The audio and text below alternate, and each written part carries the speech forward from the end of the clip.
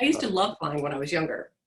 And I used to fly around the US by myself when I was quite a bit younger. And then after I had my daughter, which I think is Tom always thought is, Yeah. kind of common, I started becoming really afraid of flying. And I stopped flying for a long time. I flew once when she was really little, maybe twice, and then didn't fly again until maybe she was 10 or 12, 10 or 11, 12, something like that. So it had been quite a while. It had been maybe 7 or 8 years since I had taken a flight. And I had a really bad flight from Atlanta to LA about 11, 12 years ago. And it really made it difficult for me to fly after that. There was just a lot of turbulence. And the funny thing about that flight was, how they tell you how long it is until you get to where you're going? Yeah. It was like, we'll arrive in 6 hours and 20 minutes. And then it was 6 hours and 25 minutes and 6 hours and 30 minutes. I was like, are we flying backwards? This is the longest flight I've ever been on. And I don't know if they were going around stuff, but there was so much turbulence and we kept, having that dropping feeling and there were people screaming. I think it was just me, that helps. I don't know. And then it was after that. Oh, and then after that flight, I got on a flight in Los Angeles we flew to Melbourne, actually. Or no, we flew right to Auckland. And that actually was a really nice flight. We had no turbulence and it was very calm. And I felt a lot better, but I still was really, really nervous. And then it was after that I did the SOAR program and really put my everything into it, really did the program. And I think I still had a lot of anticipatory anxiety. For weeks before I would fly, I would imagine, that I would imagine all kinds of horrible stuff. And I would talk to my husband about, Now, I died, I have to do this, and, just the usual stuff. Yeah, Deb, I think that's where Albrecht is now, because here you are saying, okay, it's about taking a flight. How do I know I'm going to be okay? And you don't.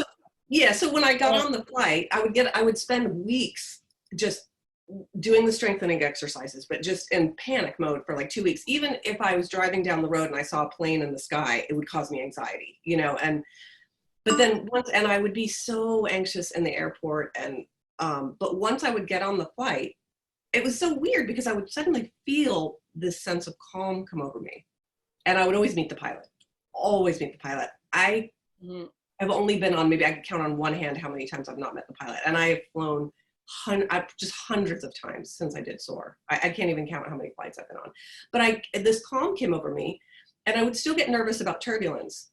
But the rest of the flight, I was actually surprisingly okay. It was very strange. And I continued to do the strengthening exercises for up to 2 weeks sometimes before I would fly. And I would feel less anticipatory anxiety on my return trip. So after 2 or 3 weeks of being at my destination, I would feel a lot less anxiety. I still had some, but it would go down. Then it would ramp up again the next time I was supposed to fly, but I would have really good flights. And even with turbulence, it was still good. I would get nervous, but I still felt good. And now, honestly, if I'm driving down the road and I see a plane flying, I'm like, oh my God, I want to travel. I can't wait to get on. Now for me, to be fair, I do fly business class, so that helps a lot. But I look forward to the flight itself. Doesn't matter where we're going. I just want to fly. I just love it. It's so fun. And I still meet the pilots. But my last journey was before the coronavirus, back in December. My husband and I flew from Auckland to Sydney, Sydney to Dallas, Dallas to Tampa. And then we hopped in a rental car, drove to Orlando in the middle of the night, hopped on another flight up to Philadelphia. We spent 12 hours in Philly, hopped on another flight to Manchester in the UK, and spent about a week there. Then we got on a flight, flew to Oslo, spent the night there, flew to Tromsø, which was the most amazing flight I've ever been on. It was unbelievable. So we were north of the Arctic Circle. I never thought in my whole life I would ever travel like this. It was so amazing. I think we spent 3 or 4 nights in Tromsø, and then flew to Copenhagen. And then from Copenhagen flew to Stockholm, spent 2 nights in Stockholm, then flew to Reykjavik, spent 3 nights in Reykjavik, and then flew back to Florida, spent a week there. And then it was back to Dallas, back to Sydney, back to Auckland, 14 flights. I enjoyed every single one of them. I loved every minute of it. And that is that's a success story. I think It's a huge difference.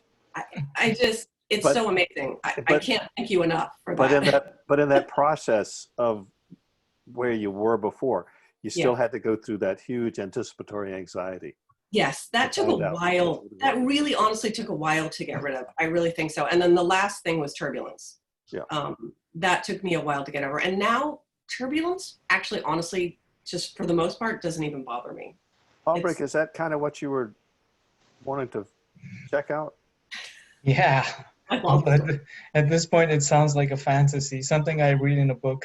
It is. It's not true. She just made it up. Yeah. She's a show off. No.